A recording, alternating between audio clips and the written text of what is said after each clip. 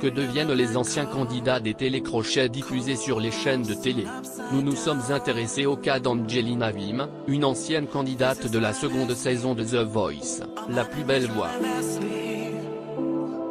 Découvrez son parcours et ce qu'elle est devenue depuis lors. Son passage dans The Voice, La plus belle voix. La chanteuse et pianiste, Angelina Vim, s'est fait connaître en 2013 au bénéfice de sa participation à la seconde édition de The Voice, La plus belle voix. Pour son audition à l'aveugle, la jeune femme avait opté pour le titre Mon enfance de Barbara.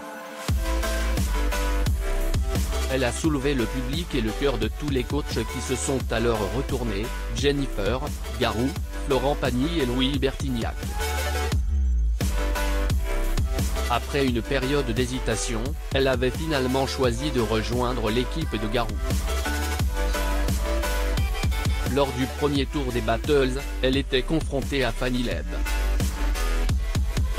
Pour cette épreuve dont elle est sortie victorieuse, elle avait choisi le titre L'Aigle Noir, encore de Barbara. Malheureusement pour elle, lors du tour suivant, malgré une incroyable et enchanteresse prestation en espagnol et en français sur le titre Hiro de la Luna de Mecano, elle a été éliminée. Qu'a-t-elle fait après cette expérience? Après cette expérience qui lui a apporté une bonne dose de maturité, la jeune fille a continué à se produire sur scène, comme elle le faisait depuis ses 18 ans. Au début, elle le faisait pour pouvoir vivre, car elle venait de quitter le domicile familial.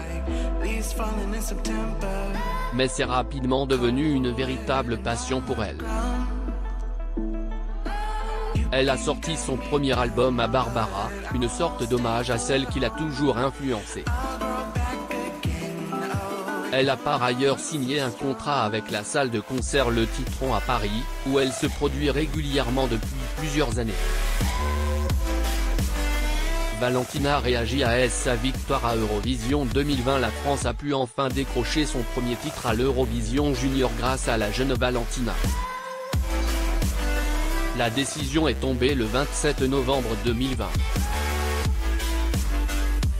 La chanteuse de Kids United a eu la première place lors de cette 18e édition du concours.